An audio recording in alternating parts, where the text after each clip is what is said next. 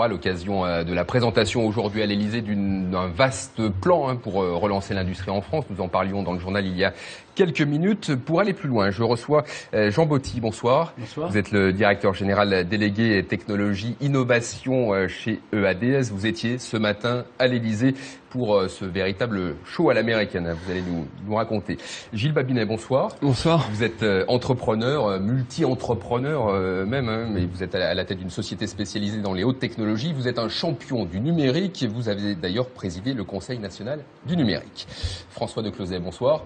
Bonsoir. Est-ce encore utile de vous présenter, journaliste, écrivain, auteur prolifique de très nombreux ouvrages consacrés à l'état de la France, dont le dernier, Maintenant ou jamais, une dernière chance pour la France. Vous allez nous dire si ce plan de relance est une chance ou pas. Mais avant d'analyser la situation industrielle du pays, j'aimerais évidemment avoir votre avis sur l'initiative lancée donc ce matin par François Hollande et par Arnaud Montebourg, le ministre du redressement productif. On va voir les images. Ils étaient entourés de très nombreux patrons, des chefs d'entreprise venus présenter leurs nouveaux ou leurs futurs produits. Ambiance décontractée. On voit votre avion électrique. Monsieur Botti, nous en parlerons dans quelques instants. Il y avait aussi un petit robot avec lequel le président de la République s'est amusé. Bref, bonne ambiance apparemment à l'Elysée. Vous y étiez. On a entendu, et plus sérieusement, le président de la République très offensif pour mobiliser toutes les énergies. C'est un petit peu de la méthode Coué. Non, je pense que il y avait, j'ai senti une volonté de vraiment vouloir rapprocher les industriels et les instances publiques. Et avec une chose qu'a dit le président ce matin qui était très importante, il a dit c'est les industriels qui doivent mener le débat et nous, on est là pour soutenir. C'est plus l'État qui dirige, mais dans ces projets, ce sont les industriels qui doivent être moteurs. Et ça, c'est un discours qui vous a surpris. On l'attendrait peut-être davantage d'un gouvernement ou d'un président de droite. C'est le président des patrons, François Hollande ? Je ne sais pas si le président des patrons, mais il a dit qu'il serait en soutien. Et ça, c'est déjà un point important. Il ne faut pas se tromper entre le public et le privé. Et je crois qu'il l'a mis très clairement en avant aujourd'hui. Alors, Gilles Babinet, vous, l'entrepreneur, le créateur d'entreprise, qu'est-ce que vous pensez de ce plan de relance pour l'industrie française ? C'est pas forcément du point de vue du créateur d'entreprise que je m'exprimerai, mais d'une façon générale, ce que j'observe, parce que j'ai vraiment cherché à caractériser qu'est-ce qui faisait qu'il y avait des environnements numériques qui réussissaient et d'autres pas. On a trois pays qui se détachent un petit peu, qui sont Israël, les États-Unis et un modèle un peu différent qui est la Corée. Et si vous voulez, ce qui est caractéristique dans ce domaine, c'est l'intervention de l'État est très forte. Elle est très forte, c'est tout à fait contre-intuitif. On pense souvent aux États-Unis comme un pays très libéral. Et en fait, les États-Unis interviennent très massivement. Ils ont juste inventé l'Internet, d'ailleurs, par le biais d'agences. Et donc, je pense que, en soi, nous, les entrepreneurs, on a un peu tendance à dire laissez-nous tranquilles, qu'on paye moins de taxes, donnez-nous moins de régulation. Et on a je dirais assez naturellement, tendance à être assez critique à l'égard de ce genre de choses. Moi, je crois que, sous réserve que ce soit bien fait, parce que tout est dans les détails, ça peut assez bien réussir.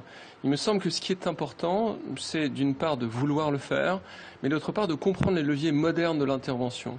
Et ces leviers, c'est pas uniquement de dire on va y aller sur 34 domaines, mais c'est aussi d'utiliser un certain nombre de forces, comme par exemple la normalisation. Mais 34 domaines, François Decloset, ça paraît énorme. On a du mal à cibler les priorités.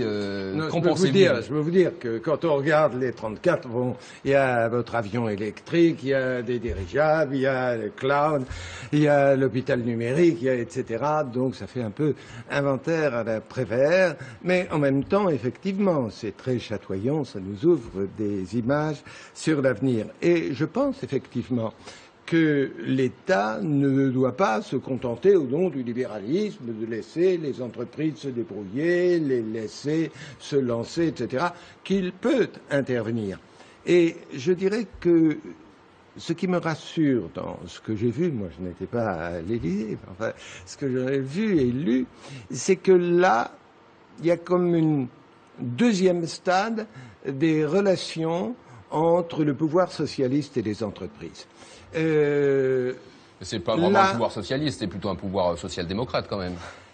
Ah non, quand ils sont arrivés en mai 2012, là, ils étaient plus que socialistes et pas du tout social-démocrates, je dirais. Mais le discours a changé. Des phrases de M. Montebourg à l'égard du patronat qui ont été très mal supportées, parce que vous comprenez, quand il y a une crise dans tous les domaines, on voit le ministre, il va pas dire oui, s'il y a une crise du lait, c'est parce que les producteurs de lait savent pas faire leur boulot, c'est parce que les professeurs... Non. Et là, tout d'un coup, le ministre de l'Industrie se met à incriminer le patronat comme s'il était responsable de toutes les crises qu'il y a dans les entreprises. Donc ça a été très mal perçu. Et aujourd'hui, là, il y a un changement. Apparemment, les socialistes apprennent l'industrie, c'est très bien. Effectivement, on a le sentiment qu'il y a un petit tournant dans la politique, puisque jusqu'à présent, et vous le disiez très justement, le gouvernement et Arnaud Montebourg en particulier ont plutôt joué les pompiers de service pour essayer de sauver des entreprises en grande difficulté. On se souvient de Florange ou Petroplus. Justement, ce petit rappel avec Jean-Marc Chollet. Le dossier emblématique, c'est bien évidemment celui du Haut-Fourneau de Florange. D'autant que le gouvernement de Nicolas Sarkozy s'était montré incapable de sauver la sidérurgie lorraine. Arnaud Montebourg relève le défi, il apporte des croissants et des promesses aux salariés. Et le ministre de proposer une nationalisation soutenue par les sidérurgistes qui lui font confiance, comme ici, devant l'Assemblée nationale. Mais le Premier ministre refuse cette nationalisation. Le Haut-Fourneau de Florange sera arrêté, mais les emplois sauvegardés, répartis sur d'autres sites du géant de l'acier. Juillet 2012, c'est un autre front qui s'ouvre, celui de l'automobile, avec l'annonce de la fermeture du site historique de Peugeot, celui d'Aulnay. 3000 emplois menacés. Là encore, les salariés espèrent qu'Arnaud Montebourg va les sauver. Le gouvernement, il a une responsabilité politique dans les licenciements qu'il y a aujourd'hui dans l'automobile. Il a les moyens de suspendre les plans de licenciement, notamment à Peugeot, quand il a la main sur le robinet des aides publiques. Dans sa défense des salariés, Arnaud Montebourg ira jusqu'à reprocher les erreurs de stratégie à la direction de Peugeot. Mais les faits sont têtus. Les ventes d'automobiles sont en chute. Au printemps 2013, c'est le plan social. 8000 postes sont supprimés dans le groupe. L'usine historique d'Aulnay fermera en 2014. L'État ne peut pas tout. Autre espoir déçu, celui de la raffinerie Petroplus à Petit-Couronne. 440 salariés espèrent que les efforts d'Arnaud Montebourg vont permettre de trouver un repreneur. Mais le tribunal jugera qu'aucun des candidats n'a les reins assez solides. Le site est voué à la destruction. Une réussite à signaler toutefois. La sauvegarde du groupe d'aluminium Rio Tinto dans la vallée de la Maurienne. Les efforts du gouvernement permettent à cette entreprise d'être rachetée par un groupe allemand et par EDF. 470 emplois sont sauvés.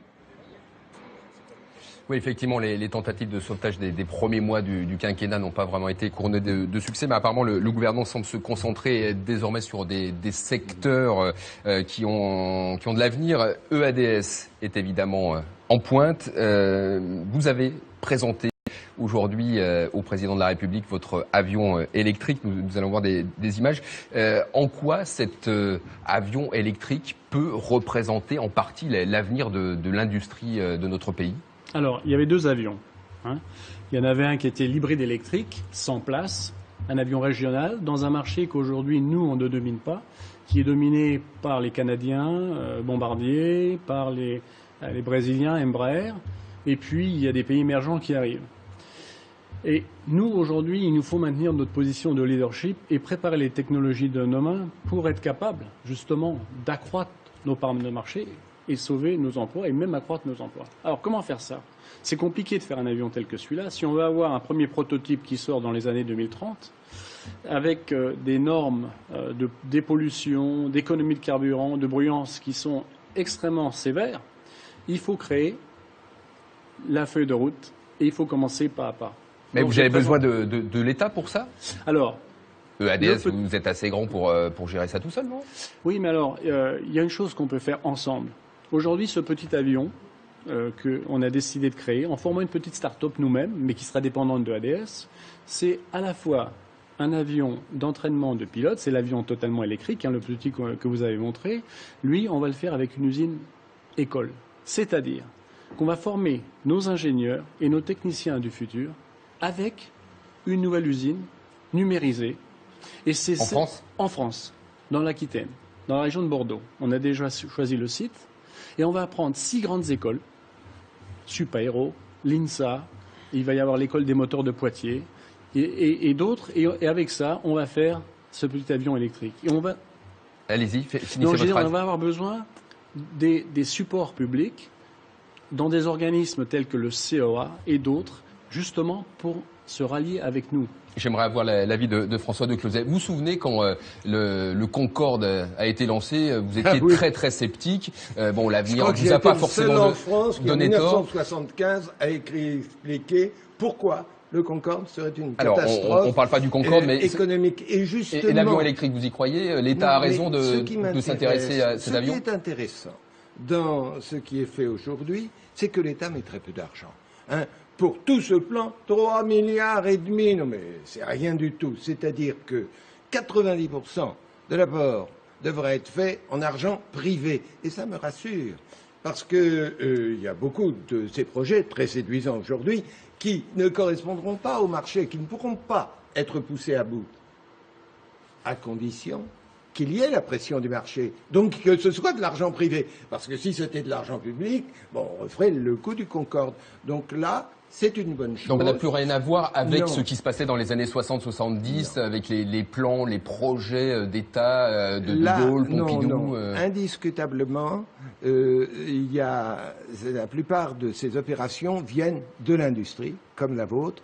Je dirais que, c'est une opération pour mettre en valeur ce que fait l'industrie française, c'est-à-dire, je pense que votre avion sert autant l'État aujourd'hui et M. Montebourg que M. Montebourg va vous aider. C'est du gagnant-gagnant, c'est la règle du jeu quand même. La seule chose que je trouve un peu stupide, c'est de dire que grâce à ça, on va faire 475 000 emplois, ce qui est imbécile. Créer ou sauvegarder sur 10 ans. C'est l'annonce officielle. De donner des chiffres précis, il faut le faire.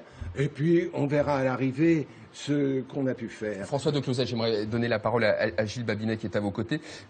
Gilles Babinet, est-ce que c'est à l'État à décréter, par exemple, ce que seront les technologies du futur? Vous êtes, vous, pour l'intervention de l'État dans ce domaine? C'est difficile, c'est pas une réponse manichéenne. Ce qui est vrai, c'est que l'innovation est en train de changer de forme de façon extrêmement forte. On le voit dans tous les pays qui ont réussi à créer des parts de PIB, de croissance qui sont liées à l'innovation. L'innovation, elle n'est plus incrémentale, c'est plus un moteur qu'on va perfectionner comme le moteur à explosion pendant 120 ans, c'est des ruptures. C'est un nouveau moteur et qui vient souvent de gens qui viennent de l'extérieur de l'industrie. Donc ça, c'est quelque chose qui nécessite qu'on repense le processus de gestion de l'innovation. Et je crois que quelque chose que peut faire l'État et qu'on a fait, c'est d'aider à faire de la concertation entre la normalisation, ce que peuvent faire les pouvoirs publics assez bien, et les petites entreprises. Le GSM, c'est un truc extraordinaire. 5 milliards de personnes utilisent le GSM. C'est tout à fait l'alliance parfaite entre des start-up, des entrepreneurs qui avaient des brevets, et puis les grands corps, les institutions qui ont créé une plateforme à l'échelle de l'Europe pour pouvoir développer des technologies. Je pense que c'est ce qu'il faut qu'on fasse dans le domaine de la santé, de la sécurité, de l'identité électronique et bien d'autres encore. On pourrait vraiment créer beaucoup d'emplois et c'est plus là-dessus que j'aimerais voir l'État intervenir. Alors pour les quelques minutes qui nous restent, j'aimerais vous montrer ce tableau et pour vous demander si l'avenir industriel de la France est bien au rendez-vous. Ce tableau, en 30 ans, la part de l'industrie dans le PIB national a fondu comme neige au soleil. La chute est spectaculaire. La France a perdu plus de 2 millions d'emplois industriels et quasiment tous les emplois créés l'ont été dans les services. Monsieur Botti, ça vous interpelle quand même ce schéma? Bien sûr, ça m'interpelle. Ça m'inquiète aussi. Mais c'est pas pour autant qu'on va... Vous croyez qu'à une réindustrialisation de la France, vous y croyez? Écoutez, moi j'y crois, absolument j'y crois. Je crois qu'on a un projet, on a une bonne feuille de route. Comme disait M. Decloset, on n'a pas attendu que l'État forcément vienne nous dire comment établir la feuille de route. Le point positif de ce matin que j'ai quand même retenu, c'est que l'État a dit, dans ces projets, les chefs de projet seront des industriels. Eh bien, Si c'est un soutien qu'on va avoir, moi je pense que oui, il y a des possibilités de croissance et il faut aller vers des technologies de rupture. Moi j'y crois.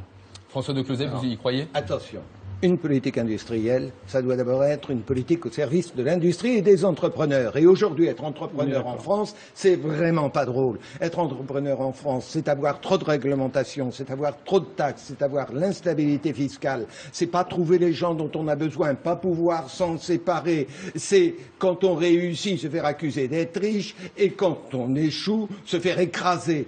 Voilà la situation de l'entrepreneur en France. La France n'aime pas ces entreprises. Et il faut savoir que c'était pas mieux avec la droite. Maintenant, enfin, la gauche... Les signes donnés par la gauche depuis quelques semaines sont plutôt positifs. La gauche a très mal commencé et du coup est en train de prendre le virage, mais sachons-le, la bataille, oui, elle est indispensable dans les techniques de pointe, mais il y a d'abord toutes les entreprises qui sont en France, les PME, qu'il faut faire vivre et qui sont aujourd'hui écrasées par les donneurs d'ordre. Il faut mettre de l'ordre dans tout ça, il faut protéger les entreprises, car si vous ne recréez pas chez les entrepreneurs le goût d'entreprendre, eh bien toutes les incitations gouvernementales, c'est de l'irrigation sur du béton. Merci François de Closets. L'État a annoncé un point tous les 6 mois pour évaluer les différents dossiers concernant ce plan de relance. Merci à vous d'avoir été sur le